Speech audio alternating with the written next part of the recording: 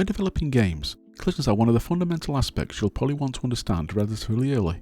This generally means that two objects in our game world have attempted to occupy the same space. When this occurs, we tend to fire an event which the game will then react to as necessary. Examples of this could be when an enemy touches a player's oncoming bullet, where you'd more than likely want it to be destroyed, or when a player attempts to walk through a wall, and we probably want to prevent them from doing so. Detecting when two objects have collided will typically depend on their shapes and sizes, which can come in many forms. Although the most simplest and therefore usually the fastest method is a box or rectangular collision. Even the more complex collisions tend to rely on a box collision initially, to ensure the two objects are close enough before performing the heavier and more precise logic. This helps to keep the game running as efficiently as possible. Today we'll look to explore these type of collisions and eventually understand how to implement them into our own games. If you're new to my channel, my name's Anthony and welcome to my corner of the web, where I like to build retro games within the browser using the latest technologies.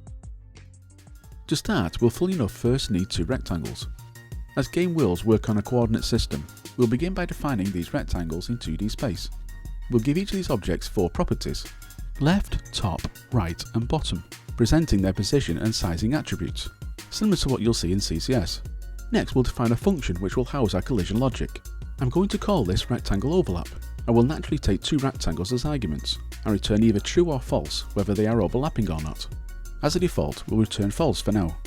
And finally, to complete our test, we'll call this function, assigning it to a result variable so that we can inspect it. As you can guess, it's currently returning false. Moving on to the collision logic inside the function, we'll first determine if the rectangles are overlapping on the x-axis. If the right property of rectangle A is higher or equal to the left property of rectangle B, we can begin to agree the rectangles are overlapping. Although if the left property of rectangle A is higher than the right property of rectangle B, then this is no longer true. So we can conclude that if the left property of rectangle A is lower than the right property of rectangle B, the rectangles are indeed overlapping on the x-axis. Turning our focus to the y-axis now, we can apply the same principle but for the top and bottom properties. So if rectangle A's bottom property is higher than rectangle B's top property, and rectangle A's top property is lower than rectangle B's bottom property, we can conclude that the rectangles are overlapping on the y-axis. Collectively putting these statements together, we can now determine if any two rectangular areas are overlapping on both axes, and we therefore have a successful 2D collision. With our function working as intended, we'll now update the rectangles so that they resemble how game objects tend to work. Game objects will normally have a location in the game world using x and y coordinates. They'll also occupy a specific amount of space, usually presented by a width and height dimension. So let's now swap out the original rect object properties with these new known properties instead, replacing their left and top properties with their x and y positions, and their width and height dimensions for the right and bottom properties. Although, as we no longer have the right and bottom properties in our rectangles, to get our function to still work correctly, we'll now have to add the width and height dimensions to the x and y positions instead, to replicate the same values. Just to prove the point, we'll now quickly test this with a couple of game objects, using their dimensions.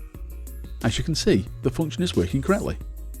Let's now take this one step further, and use this function in a complete working example using the canvas element. I brought this code over to a simple project, which I've set up to allow us to use our new utility function. This file would normally be hidden away, ready to be used as required, and that's exactly what we'll be doing here. So before we dive in, let's quickly go over the initial code so that we're all on the same page. In this project we have a basic HTML file, used for our page structure, a main index code file that sets up our canvas and main loop, but it also imports and calls a tutorial function. And finally the example code file, which contains that exported tutorial function, where we'll be writing the bulk of our code. Notice how we're also importing the rectangle overlap function here too. If necessary, please go ahead and pause the video if you wish to look at any of these files. So to start, we'll first export our rectangle overlap function so that we can use it within our tutorial code. We'll also remove the function call here, and move the rectangle objects over to that file too. Okay, so we're ready to start fleshing out the tutorial function. Let's first clear the canvas on each frame using the clearRect function, so that it removes any drawing we did on the previous frame. Next we'll move on to drawing the rectangles themselves. For this we'll create a new function called drawRectangle to keep the code clean. This will take the canvas context, a rectangle object, a colour and a label. For the labels we'll keep it consistent and call them A and B, and give them a colour of red and blue respectively. Onto the function then, we'll deconstruct the properties from the rectangle object for ease. To draw the rectangle, let's set the context fill style to the colour we passed in, and use the fillRect function to draw the rectangle to the screen, using these new properties. To draw the label, we'll first need to set up the font attributes. I'm using aerial here with a pixel size based on whichever is the smallest value from the width and height dimensions. I'm also using a fill colour of white along with a baseline of middle to keep it centre aligned. And finally, we'll use the fill text function to actually draw the label to the screen in the middle of the rectangle. So far so good. Although our rectangles are far too small at the moment, let's bump up their sizes somewhat so that any normal person can see them. There you go, much better.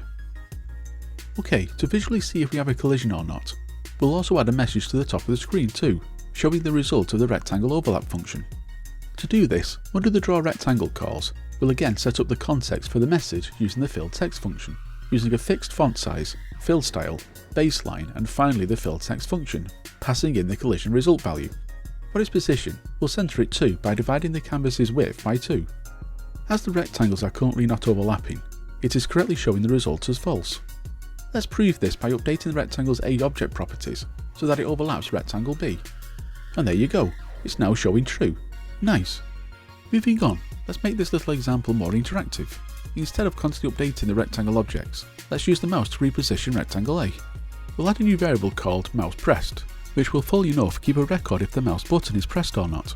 Let's set this to false initially, and move on to adding 3 event listeners for the mouse events. We'll use these to inspect the mouse's current state. In the mouse move event handler, we'll return early if the mouse pressed variable is false, as we only need to inspect the mouse's movement when a mouse button is pressed down.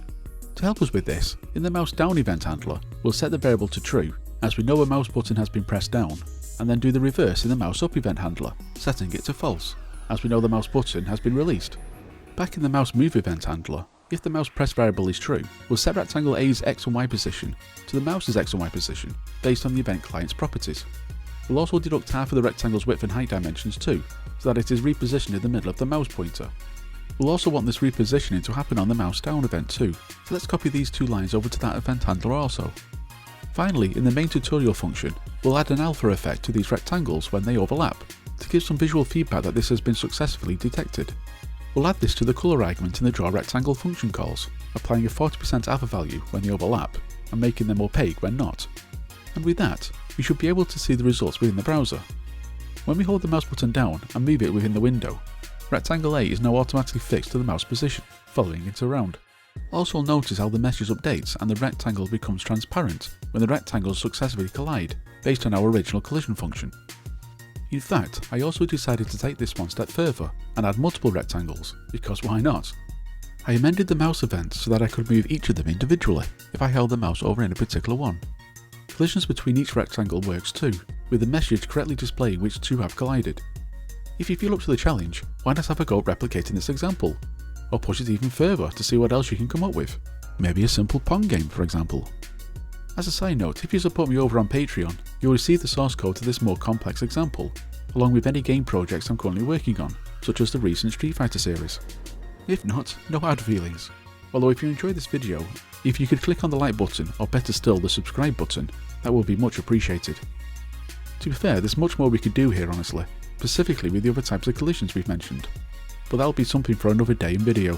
Thanks for watching, and out.